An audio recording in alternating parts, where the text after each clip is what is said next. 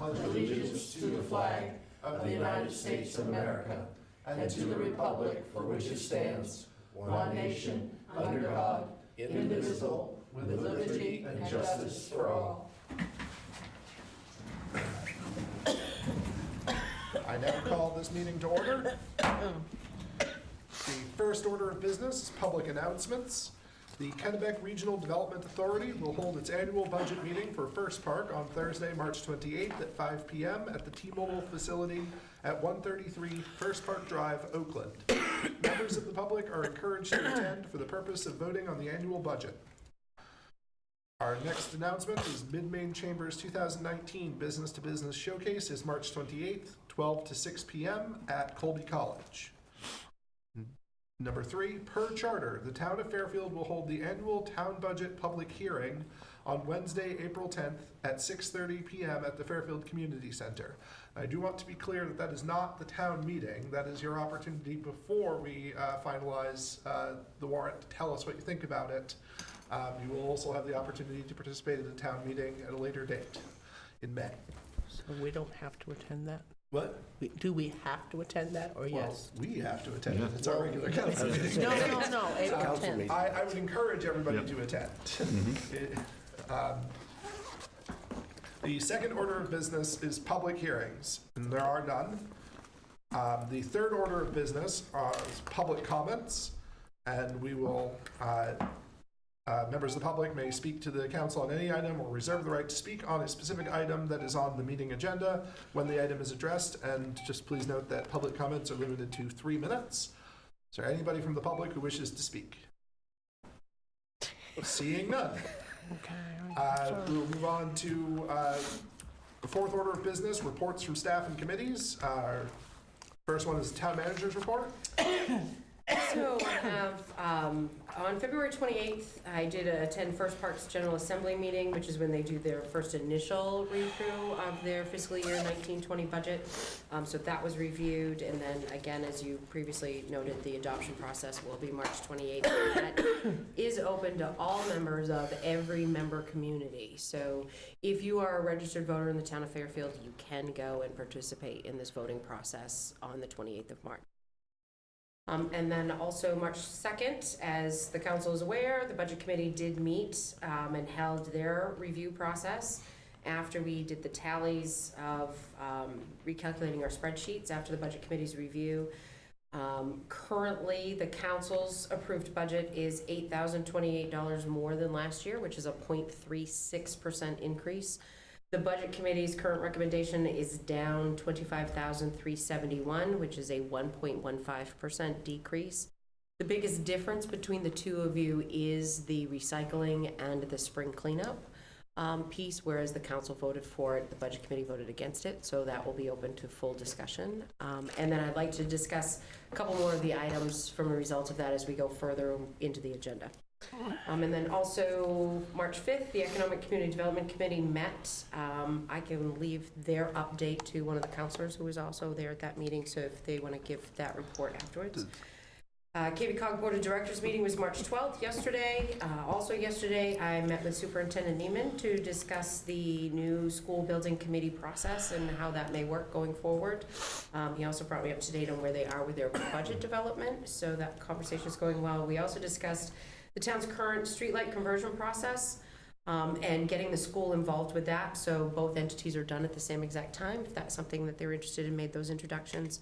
As well, an introduction regarding the folks doing our landfill solar project and the potential for net metering possibilities for the school as well as the municipality, and made those introductions as well. So that was a good meeting. Central Maine Growth Council's Board of Directors was this morning. There is a press release, if you haven't seen it, regarding the town's facade program and marketing program that's gone out.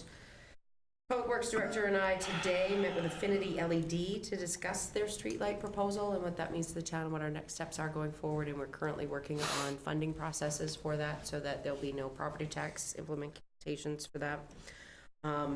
Work does continue on the solar project with DEP.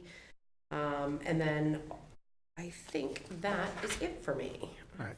things in two places. As both counselors who attended the Economic and Community Development meeting indicated no desire to give an update, would you like to give us an update on that? So what we did is we did discuss the upcoming B2B, where the town of Fairfield will have a booth. We have for the last several years.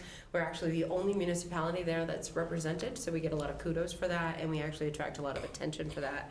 Not only from businesses, but other municipalities that like that as a marketing approach and have gone home to other regions to do the same thing. We'll be featuring our TIF districts as well as our facade and marketing program. It has been in existence for the last year. It's funded through TIF dollars from the natural gas TIF. It has a marketing component, which is a separate piece, and then of course the facade piece. We do have one business already that has contacted me about the potential for using facade dollars this spring. So we'll be really publicizing those. And then the community is also getting ready to set up in May to possibly get some playground folks into town and have them look at our existing playgrounds and start working on the process of coming up with a concept of a playground upgrade. Playground equipment is extremely expensive. We know it's going to come with a lot of fundraising that's going to need to go with that, so that it'll actually come with like a capital campaign for marketing and fundraising approaches. So that's really going to be their big project right now, besides the normal economic development things we do with promoting businesses and stuff in town. But the playground, it looks to be what their big piece is going to be going forward for the next year. So, and that was good for them. So I actually have two other committee updates. The County Budget Committee will begin its work on March 20th. We're having our initial meeting then. And the Legislative Policy Committee of the Maine Municipal Association is currently active in charting the legislation that affects municipalities and forming positions on that. We're actually expecting that the LPC will be very active on Wednesday afternoon for the revenue sharing hearings at the State House. And I will likely be in attendance. My schedule permits. March 20th? March 20th. I'm not going to be able to attend that meeting, but I do have some information for you that I have done. So when they sent out what our revenue sharing numbers would be at 2.5% as opposed to the 5% that's supposed to go into place July 1st, initial calculations look as though that's a difference of $3 million for us. So it's a big impact. It's almost a $600,000 loss if it doesn't go to the 5%. We're not our budget has not been put together with it being at the 5%. It's actually put together at a flat rate held over from last year because we never know what that number is going to be until the tax commitment time gets here. But it is a big impact if they stay at the 2.5% as opposed to the 5%. The 5% could mean a $3 million drop for us. So it's a big difference. And so I've got some of that data, and if you're going to testify, I can get you that. So I'm going to be working with the LPC to see who is actually going to be testifying. But if I do end up testifying from the committee, I will certainly bring that information to them as well. Because we have the ability to submit written testimony as well, and I may just put that together and just email it down to them. Excellent. Are there any other committee reports? Seeing none. Fifth order of business, to waive the reading of and accept the minutes as printed or amended for meeting number 2019-04 held on February 27th, 2019. So moved. Second. There's a motion and a second. Is there any discussion? Seeing none, all in favor? That is unanimous. The sixth order of business, the treasurer's warrant, to approve the treasurer's warrant number 54 in the amount of $475,056.62. So moved. Second. There's a motion and a second. Is there any discussion? Seeing none, all in favor? That is unanimous. The seventh order of business, to take action on the following items of business. Item number 19-16, order that the town council hereby confirms the town manager's appointment of Robert Daigle and Brian Laverdiere as reserve police officers for the remainder of a one-year term to expire on the date and time of the town council organizational meeting in January 2020. So moved. Second. There's a motion and a second. Is there any discussion? Do you want to just Tell us a little bit about our new officers then? Or Both of these officers, and actually we can let the chief tell you. Chief wants to. So part of the appointment process is that when we go through our hiring process, our department heads hire staff, they come to me for appointments, and then that is subject to council's final approval. Both of these officers currently work for Capitol Police. One of these officers has worked for us before in the past. They are filling the need. We had some reserve officers leave. You're actually going to have another one soon too, which is actually for another officer, but you want to give some more? They're both local residents. They live right here in Fairfield. They both did very well in the hiring process that we had for the full-time and part-time officers. I think they're going to be a good fit for the department. So we've asked that they be sworn in. Excellent. We will have one more part-time officer coming through, but that will be a part-time position for a very short amount of time. And then on May 20th at 10 a.m., the plan is to swear him in as our new full-time officer. And he's a Unity graduate. He graduates Unity College. Shortly afterwards, he'll start with us. Excellent. Is there any other discussion? Actually, I'm going to be pushing back from the table because I know one of these officers personally. So, So you know, unless you have a financially independent relationship with them or co-own a business or something, you are not required to recuse yourself just because you know them. Right. You can have a purely personal relationship with them as long as they're not family or you don't have a financially dependent relationship. In a small town, it's very difficult to not know somebody. that's not the reason. Okay. So you can I'm going to either push away, like he had mentioned last week or a week before, or which we did some research on that, and that actually isn't. you can't do that. You can't do that. So Well, it you would have been either nice to vote know, yes but- or no. But anyway, just so you know, we were going to follow up on some of that stuff, but you don't have to. You can simply vote no. Okay. I mean, that's fine. We could also, if it's only one officer that you could intend take to them vote up no on, separately. we could divide this question. It is only All one, right. yes. Then I am going to divide the question, and we'll first vote on the appointment of Robert I just have a Daigle. question, Chief. How does this affect the officer that was injured? Will it not replace him, will we just add more hours onto the reserves? I read through the report, you have an injured officer. Yes, he's still on light duty. He'll be on light duty until the Okay. 19th, and then he'll be returning to normal duty. These officers probably won't complete the field training time to assist us with that, but we have modified our schedule around quite a bit and pulled people out of the academy. Minor training classes that we had 2 training classes scheduled, and we pulled them out of those 2 classes and keeping them on the road. Okay. Maybe you want to explain just a little bit how we use reserves when you're doing your scheduling. Reserves are utilized, we try to use them as little as possible. They are utilized when we can't fill any shifts with the 2 utilities officers that we have. It has its own utility officer. If somebody calls out sick, they take time, bumps up into that slot. That utility is not being used, they're the second officer on there. Out of that memo was the day shift's been so busy now that 2 officers on the day shift running all the time, which is why we want that position in the dispatch center.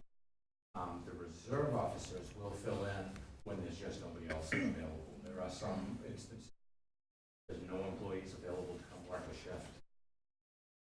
We'll take it. There's also Nobody can hear you.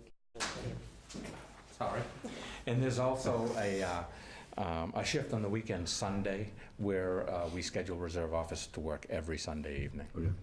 A lot of the reserves that we have now are unavailable during the week, so we struggle on the weekends, which is, they're not available during the week, excuse me. They're only available on the weekends, so we struggle during the week to get help. And these 2 officers both have days off during the week, so they should be able to help us in those positions. Is there any further discussion? Seeing none, I'm going to take up these appointments separately. The first will be for the appointment of Robert Daigle. All in favor? That is unanimous. The second is the appointment of Brian Laverdier. All in favor? All opposed? And are there any abstentions? Seeing none, it is 4 in favor and 1 opposed, and that also carries. Moving on to the next item of business, item 1917. Ordered that the town council hereby signs agreements with the Maine Department of Transportation regarding overweight limit permits for upcoming project number 23937.00, and to authorize the town manager and the road commissioner to sign all corresponding documents and to negotiate bonds if required. So moved. Second. All right, there's a motion and a second. I have a question for the town manager. This is one of those things that we have to approve because DOT presented it. Is that accurate? So basically what happens is this happens with every DOT project as they're getting ready and putting their projects together, they know it's coming. So what this project is, it's not just a number, it's actually a paving project that's going to pave portions of 201 from Fairfield into Skowhegan. It's been a long since planned project. But they do not know when, I actually don't even think they know, maybe they know now, but they didn't know when they sent us the paperwork who the contractor was even going to be. So basically what this does is they put this paperwork in place so that they know that their contractor can go to work as soon as they need to. And the municipality is going to work with the contractor should they need to run across posted roads and not interfere with their timetable. Because this is a paving project, the probability of them needing to post a bond and go across posted roads is slim to nil. Not to mention the fact that Route 201 is a state road and doesn't actually even get posted. So not knowing where they're going to source their material from. Well, usually it was, oftentimes in Fairfield at least, it was Pike, and pieces of Western Ave are not posted either. So. But what this does is that by approving this, you're giving myself and the Public Works Director, him as the road commissioner, myself as the deputy road commissioner, to work with any contractor should the need arise and make them post those bonds and take care of that on their behalf. And then this paperwork going to DOT confirms to them that they have everything in place they need to give the go-ahead and award the contract to a contractor. It's an awful lot of paperwork for something that maybe might happen, but it does protect us should it be needed. Is there any further discussion? Seeing none, all in favor? That is unanimous. Item 19-18, ordered that the town council hereby reviews and approves the annual town budget and warrant mailer. So moved. Second. All right, and this is the mailer that is required by charter. Yes. So, There were 2 items in this, as I mentioned before, that I wanted to mention to council. So during our budget discussions with the budget committee, you had requested that 2 nonprofit organizations come and speak during that time, which was one being the Mid-Maine Homeless Shelter, the other being KV Cap Transportation. And during that workshop piece, the budget committee's meeting, the council had a brief conversation about the probability of looking to potentially change what your decision was on that budget approach. Thought that this would be the ideal location for you to actually make that decision and have that conversation as to whether or not you wanted to make adjustments to the amount that you had approved, so we can get that done beforehand.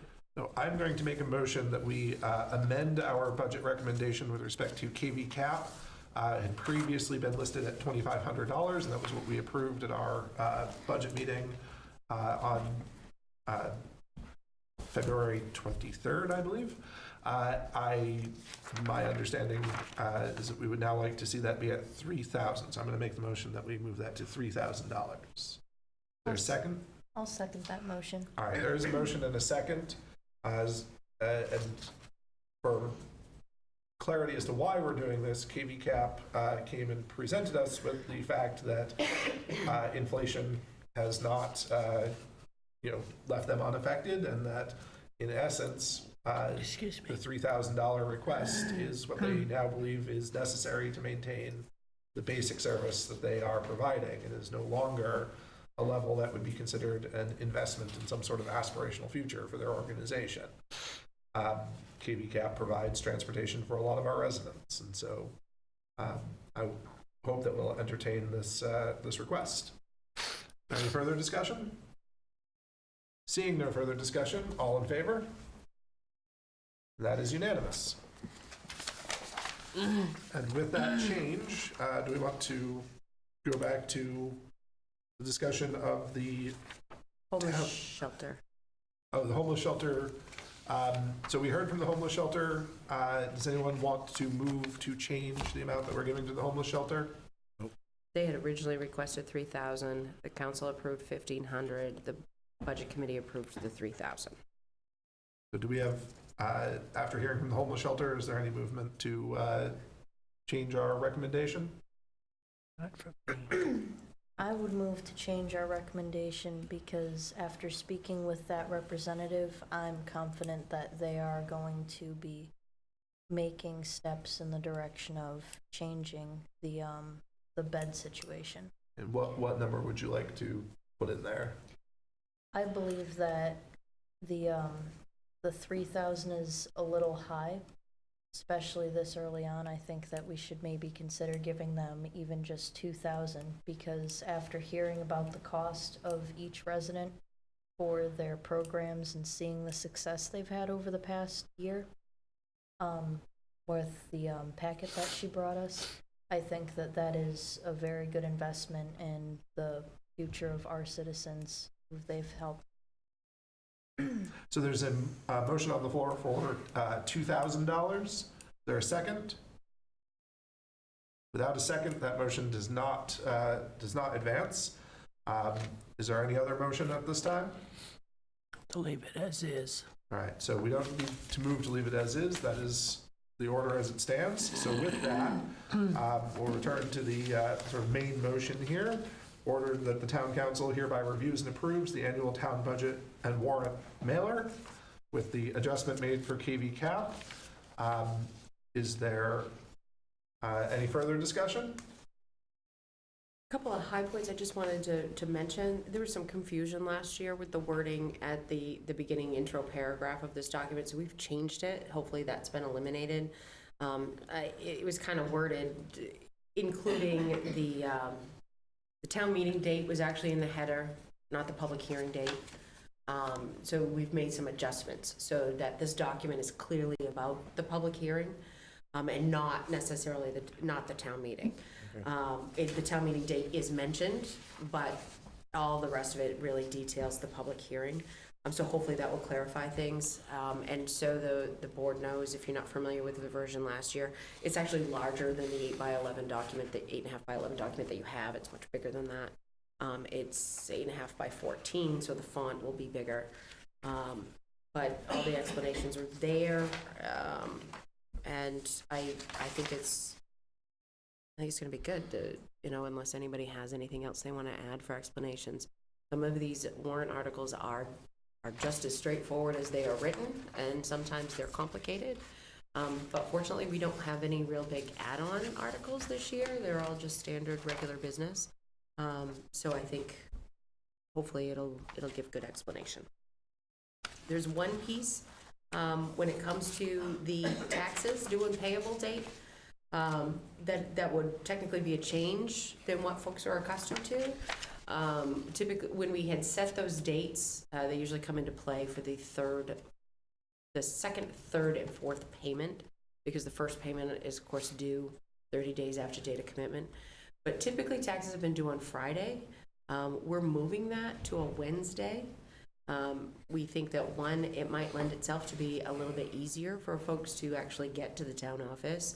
It would allow for the fact that if somebody missed Wednesday, they'd only pay 1 day's worth of interest as opposed to a weekend's worth of interest. Fridays are typically also a very, very busy day when it comes to car registrations. Yeah. So kind of moving taxes out of that area. Of course, folks can still always mail in payments or what have you, but trying not to space those out a little bit. Hopefully we'll cut down with the amount of the length of the line that we have on tax payable day. So that's a new change that we've kind of put forth in this article this year for those dates. So, and the staff actually had brought it up not long after tax commitment this past year and said, can we do something about that? So. Okay. Any further discussion? Seeing none, all in favor? That is unanimous. Item 1919, ordered that the town council hereby authorizes the purchase of a 2019 Dodge Tradesman half-ton HD 4x4 pickup truck with plow up to the amount of $31,000 from Height Dodge for Public Works Department. So moved. Well, I haven't finished reading. Sorry. And Sorry. said expenditure shall be paid from the Public Works Capital Equipment Reserve account. So moved. Second. There's motion and a second. Sorry. Is there any further discussion? So you did receive tonight the backup documentation to go with this, but this is the same exact vehicle that we discussed with the Public Works Director 2 weeks ago. Yep. I did want to let you know, though, that this truck does represent an $11,640 discount from the MSRP. Plus, it does include the plow and the plow hookup. So it's definitely a good deal at the $3,000. It's technically $3,920. But the MSRP on the vehicle is $42,760, not including the plow. So it's definitely a savings under that Dodge government program. So. Any further discussion? Seeing none, all in favor? That carries unanimously. Item 19-20, ordered that the town council hereby authorizes the purchase of a 2019 Dodge Ram 1500 4x4 pickup truck up to the amount of $25,500 from Central Maine Chrysler Dodge for the police department, and that said expenditure shall be paid from the police department capital reserve account. So moved. Second. There's a motion and a second. Is there any further discussion? The update on the other truck. So at the last meeting, we discussed putting that out to bid. We posted the same exact information that we'd given to the council on the town manager's listserv, and that truck sold in 45 minutes. We were quite shocked. We had a number of municipalities who wanted it. They were fighting for it. So one, we thought we probably should have asked more than $23,500. And they've all said, please keep us in mind if you do one of these again. So with that sale to the town of Brownville, we've actually already received their check. This truck is actually going to take $1,800 from our capital reserve account. So it's actually, it's a good deal. It's actually, this truck will be cheaper than the one that we bought 2 years ago. Where is Brownville? So we had this conversation today. It's north. It's north. It's a little Sangerville. east of almost nowhere. Sounds quaint. Sounds quaint. It is. It's about an hour away from here. Yeah. So. Cool. Yeah, it was exciting. Good fishing up there. Yeah, really? Yep. I have to tell my husband. The He likes 45 to go minutes fishing. was He a likes- bit loves shocking, fishing. but yeah, 45 minutes it sold. They had trout dinner So yesterday. I'm guessing we're gonna keep doing this. But as long as the council agrees to keep doing this, it has actually, it's a worthwhile project for us. And knowing that, I mean, who's to say what's going to happen 2 years from now? But knowing that we sold this vehicle for, $2,500 more than what we were going to get for a trade-in. It did go to a municipality. It is still under warranty. It was a good deal for them, and it serves a purpose for that municipality. Would it no longer serve a purpose for ours? So that kind of partnership sounds to me like it is a good thing for us to do. Most all of these folks that reached out to us were people who were in the process of reviewing trucks and looking for pieces that they had. Everybody cited the fact that it was a good opportunity, especially knowing that even though it was a police department vehicle, because it wasn't used for pursuit or anything like that, they know it doesn't come without wear and tear. Municipalities also know what kind of upkeep that we do, And it's they got a know that we warranty. keep our vehicles in a good place. So it definitely worked out to our benefit, and that municipality as well, because it is still under warranty for them, and Yep. and it worked out for both of us. So it was good. Win-win. Yep. Win-win. Is there any further discussion? No. Seeing none, all in favor? That is unanimous. We'll move on to the 8th order of business, council workshop and other business. 1, discuss the council's annual town report letter. So before in the past, we've done a town report a couple of different ways, whereas it was done where there was a report written by the chairman and then another report written by the town manager. Last year, we combined them, and that worked out really well, plus it saves us a couple of pages in the town report.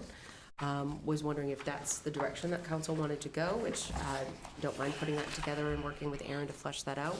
But one of the things that I'd like to do is, get the council really thinking about things that happened in the last year. Remember, this town report is for our last year. What things happened do you want to really make sure that we denote, so that folks, when they're going through that town report, know that there are important things that we did and got done. There's a lot of things, so like when we review your goals and we give you that update, so there's updates to what your goals were for the year. There's some big projects that we've worked on and done through, but sometimes folks will think of things that they think are really important point that some of us, that I don't remember them all, because we actually do quite a bit of work throughout the course of the year. So just really kind of get everybody's input on that, of things we want to make sure we put in there, and just wanted to have that discussion, so. All right. Item number 2, discuss town council administrative policies, fee schedule, trash tickets. As you can see from your packets, currently we sell our trash bag tickets at $1.50 per 30-gallon bag. I see that there's a mistake in my memo that I just noticed, but anyway.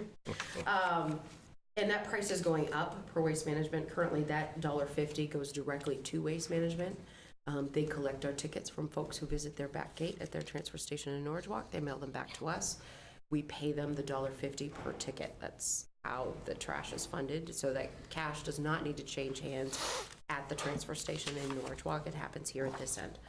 Because those tickets are going to be going up to $1.55, our cost to them. We're looking at, we need to increase that fee, thinking that $1.75 would work well. One, because it does help cover some of the administrative costs that happen in the municipality that the current ticket prices don't do. And it's also a number that should sustain it for hopefully the next couple of years, so that we're not constantly increasing ticket prices. We do have folks, typically when they buy tickets, they buy quite a few at a time. So that they'll come in and they'll buy lump sum. Obviously, anybody who's already gotten tickets at $1.50, it was a really good deal. But we do need to increase the price so that we're covering at least what Waste Management wants. So. Okay. Oh, excuse me. Any further discussion on that point? Seeing none, we'll move on to other council business. And my understanding is the town manager has some things to bring up. I have one more thing to bring up for you. So we received a letter this week from the folks who live at 45 Water Street, which is just on the other side of the playground over here. And they are interested in purchasing a piece of town property directly behind their current property, so to enlarge the footprint of their existing property. It's not a piece of property that we currently use. It's actually forested, wooded. It's not part of the playground, and we don't have any plans currently for any type of expansion that would go behind their building. Even I think with playground changes, it's not something we've even looked at. But in order for this process to go through, if they were looking to purchase it from the town, of course, it's going to require a survey and a deed drawn up, and there's a lot of investment that's going to have to happen on this resident's behalf. And before I had them go through any of that, I wanted to at least bring it to the council, mention it to you, see what your thoughts were, if you were even interested in the possibility of selling a portion of this piece of property. How big is it? It's not a very large piece that they're looking for. Like I said, it hasn't been surveyed at all, so we have a rough sketch of it, but they currently have a piece of property that's roughly about 80 feet by 90 feet. I mean, they have a very small piece. Yep. And they're looking to go directly behind them. It'd probably be about 100 feet out on one side, looks to be about 175 on another, and then square across the back. Okay. So it's not really a large amount, but it will require, in order for it to be broken off, it does require a survey and all of that stuff to be done. Yep. So they would then in turn, of course, come with an appraisal and make an offer and that sort of stuff. Yep. But before I had suggested when I first heard the idea that they should probably put their intentions in writing, which they have done. bring it here to you, get your quick feedback about whether or not it's something you're interested in before I have them go any further. So, Yeah, I don't see It's a any- great idea. I don't see any problem. Great idea. I think what we'll do is I'll just quickly informally poll the council. All in favor of having Michelle pursue this opportunity? There you have it. yeah, perfect. So, good. We'll go forward with that, and I'm sure you'll be hearing about it again in the future. Thank you. Okay, thank you. All right. Mr. Lawrence, do you have any other business? I just want to say, it's pothole season out there, and the Public Works is out there filling the potholes in, so just be careful, you see the Public Works. Absolutely. And be even more careful driving through potholes. Yeah. Oh, yes. Yes, especially going home, there's a big one I have to avoid every time. They're putting it Yeah, I out. suggest that people, even though speed limits are there and that they Exactly, slow down Exactly. dramatically Exact- going through the side streets, particularly in some of exactly. the areas. Any other business? No, I had, I attended a conference in Augusta today put on by the Regional Economic Model, Inc., which is called REMI. And it was a very interesting, they do lots of stuff throughout. They've been around for a long, long time, since about 1980, I believe. They do a lot of stuff for all over the country, building for economic and taking numbers and putting them all together and stuff like that. One of the interesting things that they're doing is working on things that have to do with the climate change.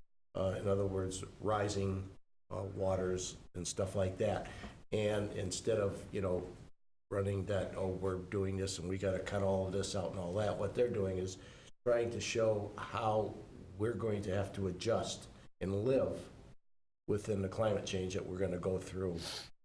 I know there's lots of arguments one way or the other, but regardless, every 100,000 of years for the last few million years, we've been going through climate change. So, Yeah. it's taking the places that have to deal with the waterfronts and things like that, and showing, doing the economic values and how to maintain it and things like that. So it was very interesting. Anybody can look them up on the internet. It's REMI. So. Excellent. I'll definitely take a look at that. I heard a program recently talking about how local government is probably going to be on the forefront of the Yes. adaptation to climate change. So it's going to be important that we all stay informed of that issue. Oh, I don't have anything today. No, nothing for me either. Thank you. I have no further business. So with that, the next regular meeting of the Fairfield Town Council will be on Wednesday, March 27th at 2019 at 6:30 p.m. At this time, I would accept a motion to recess. So Second. moved. Motion and a second. We are in recess. All right. Yes, because the bonding.